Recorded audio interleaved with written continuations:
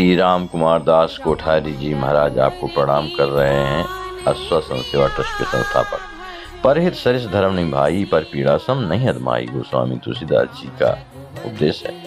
इन संत जी का ईसीजी कराया जा रहा है। इन संत जी को पित्त की पथरी है, इनके ऑपरेशन के लिए इनको एडमिट किया गया है। इन संत जी का आँख का ऑपरेशन हुआ है, आप देख रहे हैं। इन संत भगवान को भर्ती किया गया है। इस प्रकार से इनका एक्सरा हो रहा है, किसी का सीटी स्कैन हो रहा है। इनका भी श्री रामप्रिया दास जी महाराज बड़े भजनानंदी संत हैं, इनका भी आँख का ऑपरेशन हुआ है। इनको दमा की शिकायत है, ऑक्सीजन छिड़ी हुई है। इस प्रकार से आप विभिन्न प्रकार के मरीजों को दर्शन करेंगे। अश्वसन सेवा ट्रस्ट के द्वारा सेवा प्राप्त श्री कुंवर बिहारी बिहारी जी की जय हो। मिथिला धाम महाराज की जय। हम आप लोग श्री सीताराम नाम प्रताप प्रकाश के माध्यम से श्री राम नाम की महिमा श्रवण कर रहे हैं। आज के प्रसंग में श्री भरद्वाज जी महाराज भरद्वाज स्तोत्र में श्री राम नाम की महिमा के संदर्भ में कहते हैं, हे राम जी, यम दूतों से आक्रांत होने पर विफल होकर राम राम राम ऐसा उच्चारण करने वाले भक्त के पीछे आप उसी प्रकार दौड़ते हैं जैसे वत्सला गौ अपने बछड़े के पीछे दौड़ती। श्री भरद्वाज जी महाराज श्री राम जी महाराज से कहते हैं कि हे प्रभु, यम दूतों से भयभीत होकर के जब कोई राम राम राम ऐसा कहने लगता है, उसके समझ में आ जाती कि मेरी मृत्यु का समय आ गया, तो जब राम राम स्मरण करना लगता है, तो प्रभु आप उस भक्त के पीछे कैसे लग जाते हैं, जैसे कोई तत्काल जन्म देने वाली जो गाय है अपने बछड़े के पीछे लग जाती है। इसी तरह से आप राम राम जो ऐसा उच्चारण करते हैं उसके पीछे लग जाते हैं। अर्थात मृत्यु के समय श्री राम नाम का उच्चारण होने पर आप शीघ्र ही जाकर उस भक्त को निर्भय कर देते। श्री राम का नाम ही एक ऐसा है, फिरत स्नेह मगन सुख अपने, नाम प्रभाव सोच नहीं सपने। स्वप्न में भी सोच नहीं रह जाता। ये भगवान के नाम की महिमा है। कहते हैं कि आप प्रभु से निर्भय कर देते हैं। स्वच्छंद विचरण करते हुए राम नाम का उच्चारण करने वाले मुझ दीनहीन के पीछे आप उसी प्रकार अनुगमन करें जैसे पानी नीचे की ओर चलता जाता है।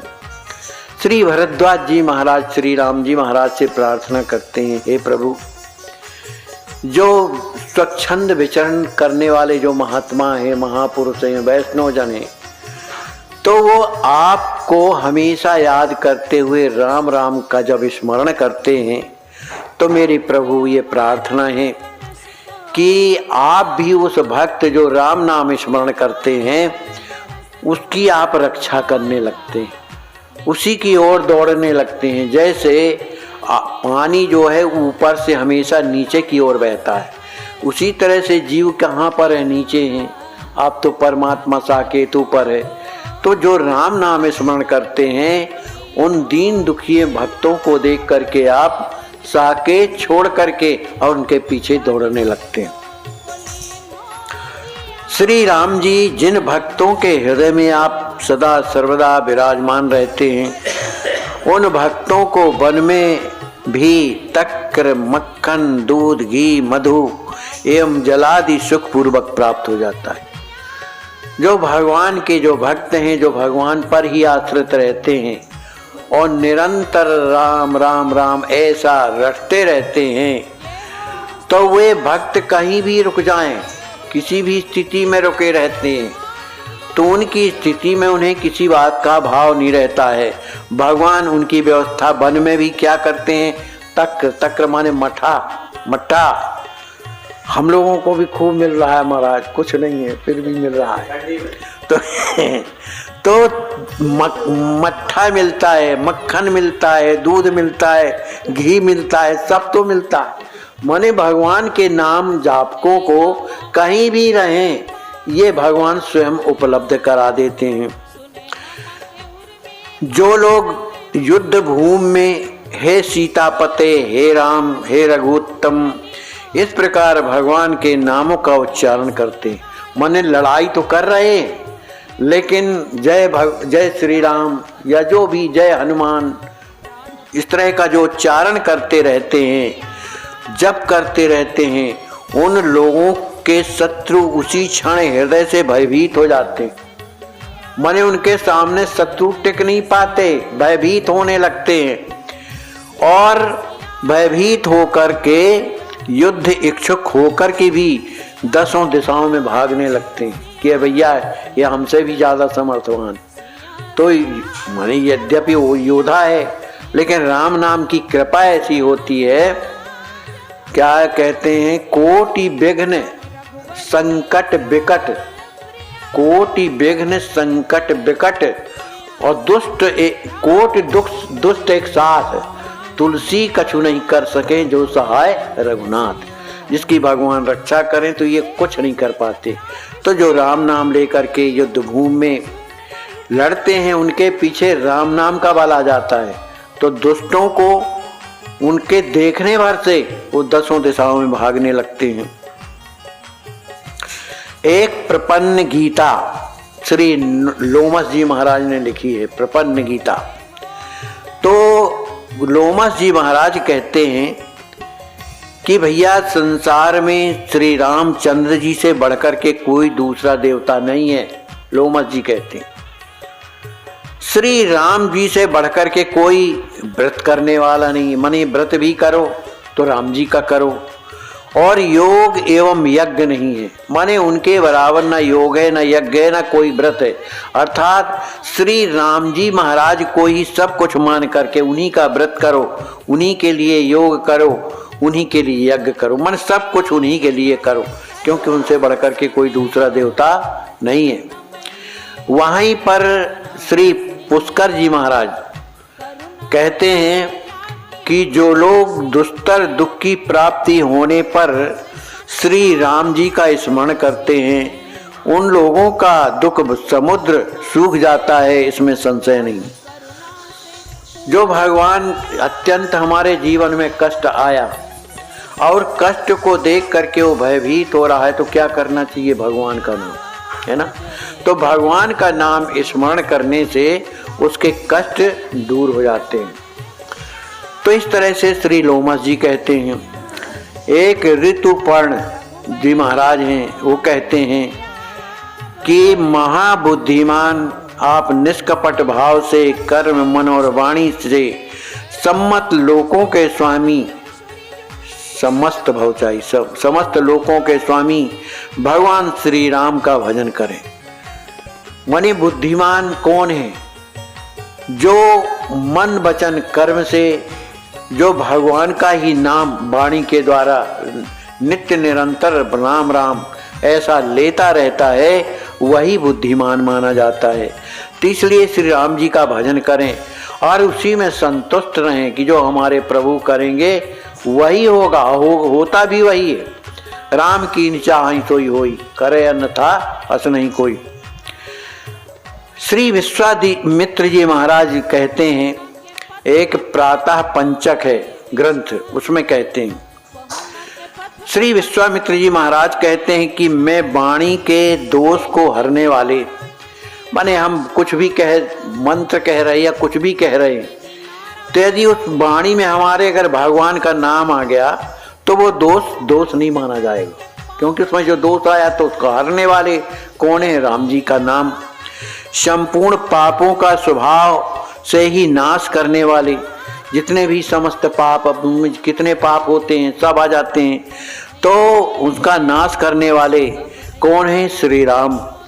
अपनी वाणी से प्रातः काल उच्चारण जो है मैं करता रहता हूँ। ये कौन कहते हैं, विश्वामित्र जी महाराज। जिस एक श्री राम नाम को विष्णु सहस्त्र के तुल्य समझकर अपने पति के साथ भोजन करने की इच्छा से श्री पार्वती जी ने प्रीत पूर्वक जाप किया। पार्वती जी विष्णु सहस्त्र नाम का पाठ करती थी भगवान शंकर ने कहा हम दोनों लोग हैं, अब हम दोनों बैठ करके भोजन करें तो अच्छी बात है। पार्वती जी कहने लगी कि मैंने व्रत लिया है कि विष्णु सहस्त्र का नाम पाठ करने के बाद पाऊंगी। अरे कहा उससे बढ़कर के हम एक बढ़िया और मंत्र बताते हैं, सहस्त्र नाम तातुल्यम राम नाम वरानने, माने राम नाम से बढ़कर के कोई दूसरा मंत्र नहीं है। उस सहस्त्र नाम तातुल्यम, उसके बराबरी से भी बढ़कर के। तभी से फिर पार्वती जी हमेशा राम राम स्मरण करने लगी और छोड़ दिया विष्णु सहस्त्र नाम को। श्री वामदेव जी से वैष्णव मंत्र की दीक्षा ली। एक बार शिव जी ने पार्वती जी से कहा कि हम कृतकृत हैं कि तुम ऐसी वैष्णवी भार्या हमें मिली। तुम अपने गुरु महर्षि वामदेव जी के पास जाकर उनसे पुराण पुरुषोत्तम की पूजा का विधान सीखकर उनका अर्चन करो। पार्वती जी ने जाकर गुरुदेव जी से प्रार्थना की। तब वामदेव जी ने श्रेष्ठ मंत्र, उसका विधान उनको बताया कि विष्णु सहस्त्र नाम का नित्य पाठ करने को कहा। एक समय की बात है, वही बात है, द्वादशी को शिव जी जब भोजन करने को बैठे तब उन्होंने पार्वती के साथ भोजन करने को बुलाया। उस समय वे विष्णु सहस्त्र का नाम का पाठ कर रही थी। अतः उन्होंने निवेदन किया कि मेरा पाठ समाप्त अभी नहीं हुआ, इसलिए आप प्रसाद पाएं। आखिर फिर शंकर जी महाराज ने उन्हें राम जी से के नाम का उपदेश किया, जो सब मंत्रों में श्रेष्ठ हैं। उसी दिन से पार्वती जी हमेशा राम राम जपने लगी। एक सुयज्ञ संहिता है, उसमें आता है कि हम लोग दूसरे नामों को छोड़कर श्री राम नाम का उच्चारण करते हैं। श्री सीताराम से युक्त राम नाम अर्थात श्री सीताराम नाम परम सुस्वाद और सुखकारी। देखो, ये महापुरुषों को इस बात का ज्ञान है, क्योंकि उन्होंने अपने जीवन में राम नाम का जाप करके और उसका अनुभव किया है। ये बता रहे हैं महाराज कि जितने भी नाम हैं उन नामों में स्वाद नहीं आता, और लेकिन जो राम नाम का निरंतर कीर्तन करते हैं, प्रेम से उनका नाम लेते हैं, तो जो सीताराम नाम है वह जिह्वा में स्वाद प्रदान करने वाला होता है। माने अपने आप स्वाद अपने आप आता है और बड़ा सुख प्राप्त होता है। एक है विरंची सर्वस्वे, एक ग्रंथ है, उसमें आया है कि श्री राम नाम के स्मरण करने से समस्त पापों से युक्त पुरुष भी भव सागर से पार हो जाता है। माने श्री राम नाम का स्मरण करने से समस्त पाप जो है नष्ट हो जाते हैं। और ये भव सागर तो साधारण सी बात है, इसको पार करना कोई बड़ी बात नहीं है, सहज में पार हो जाता है, यह सत्य है। फिर यदि कहें कि कली के अन्य सारे पाप श्री राम नाम के उच्चारण से शीघ्र ही नष्ट हो जाते हैं, तो इसमें आश्चर्य की क्या बात है। जब अनंत जन्मों के जो हमारे पाप हैं, अनंत पाप है, जब वो भगवान का नाम लेने से समस्त पाप जल जाते हैं, भस्म हो जाते हैं, और वो जो भक्त भव सागर से पार हो जाता है। तो कहते हैं कि जब भगवान का जो नाम सीताराम है अनंत जन्मों के पापों को नष्ट कर देता है, तो इस कलयुग में जो पाप हमसे बन रहे हैं, अगर उनको राम नाम यदि समाप्त कर दें, नष्ट कर दें पापों को, तो इसमें कौन सी बड़ी आश्चर्य की बात है। जो अनंत पाप समाप्त करने वाले, तो कलयुग के तो थोड़े मोड़े पाप इसी जीवन के हैं, तो माने उसमें कोई आश्चर्य की बात नहीं है। एक स्यो सर्वस्व ग्रंथ है, उसमें आया है कि मनुष्य जब तक कली के कलमश के नाशक श्री राम नाम का कीर्तन नहीं करते, तभी तक इस शरीर में संसारदायक भय बना रहता है। मतलब कह रहे हैं कलयुग का जो कलमश, जो विकार है, जिससे हमारी इंद्रियां बहिर्मुखी हो जाती हैं, हम पाप की श्रेणी में चले जाते हैं, हमसे पाप बनने लगता है, तो कहते हैं भगवान इसके बचने का उपाय क्या है। केवल भगवान का नाम कीर्तन करना चाहिए। और तभी तक इस शरीर में संसार का भय बना रहता है। माने हमारा शरीर है और यदि हम भगवान का नाम स्मरण नहीं करते तो हमको भय बना रहेगा। अरे भैया हमारे द्वारा ऐसा पाप हो गया, अब पता नहीं किस नरक में जाएंगे, क्या होगा, या हमारे जीवन में भैया अभाव है तो कैसे कैसे जीवन पार होगा, हमारे लड़के हैं हमारे अनुकूल है नहीं, ये दुनिया का भय तो है। लेकिन भगवान का अगर भरोसा कब आएगा? जब भगवान का नाम स्मरण करोगे।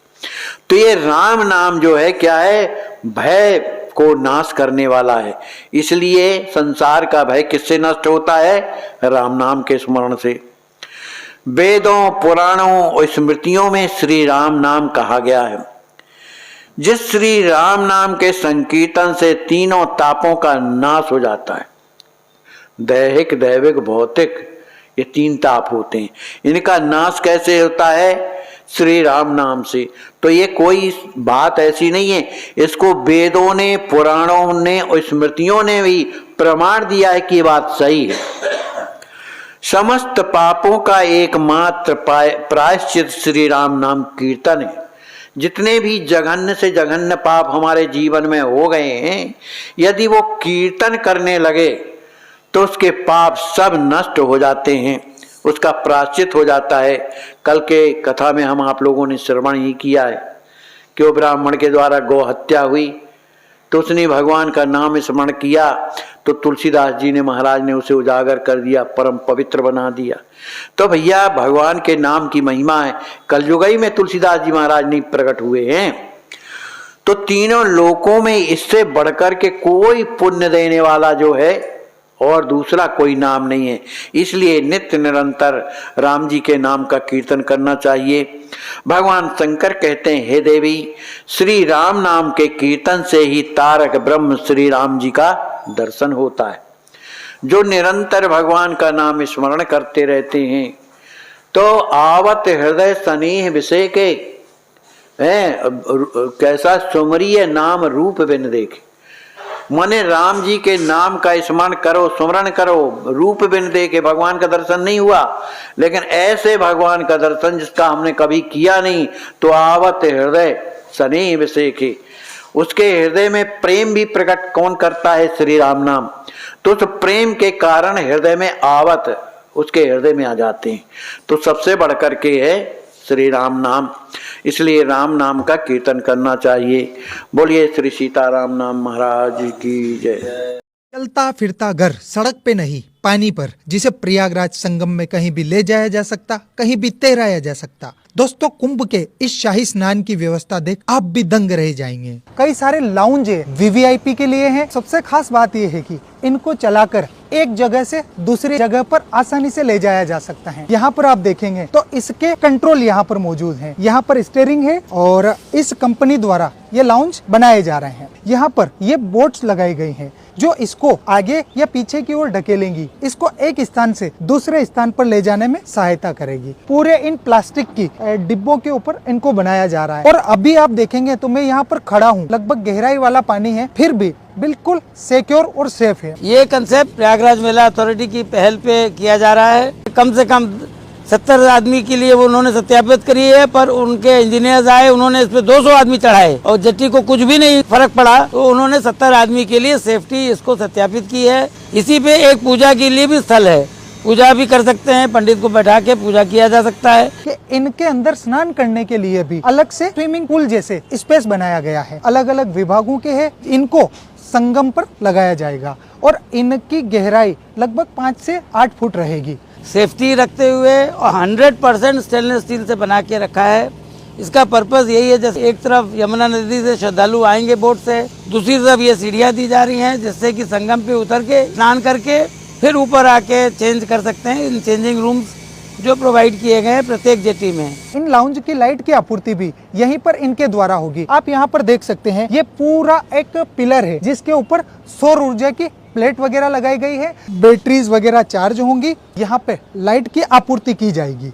पूरा कांच से बनाया गया है। जैसे ही हम अंदर जाएंगे तो ये देखिए बिल्कुल वीवीआईपी और शानदार सा कुछ सोफा का अरेंजमेंट किया गया है, वो भी रेस्ट रूम है। यहाँ पर ये पूरा एक चेंजिंग रूम बनाया गया है और दूसरी तरफ यहाँ पर एक और चेंजिंग रूम है। चेंजिंग रूम के इस तरफ कुंभ का नजारा भी ले सकते हैं। संगम को आप देख सकते हैं जहाँ पर काफी सारी बोट्स स्नान वगैरह अभी भी लोग कर रहे हैं। बीच में यहाँ पर एक बड़ी मशीनरी द्वारा पानी को फिल्टर किया जा रहा है। ऊपर की ओर शानदार लाइटिंग, यहाँ पर अगर गर्मी लगे उसके लिए फैन भी लगाया गया है। नीचे की ओर मिट्टी है और एक और चीज देखने वाली है कि सब सेंसर लाइट है, जिससे कि जब श्रद्धालु अंदर जाएगा तो लाइट स्वतः जल जाएगी। प्रत्येक यूनिट में 4-4 चेंजिंग रूम्स हैं और इस तरह की 12 जेटियां संगम के स्थापित की जा रही हैं और हमें उम्मीद है कि प्रयागराज 144 चेंजिंग रूम्स स्थापित हो जाएंगे एक साथ, जो कि निःशुल्क होगा, आम जनमानस के लिए होगा, उनकी सुविधा के लिए होगा। इसके अलावा जो मेला प्राधिकरण की तरफ से हम लोग VIP जेटीज बना रहे हैं, उसका भी पर्पस ये है कि VIP तो देखिए आएंगे ही,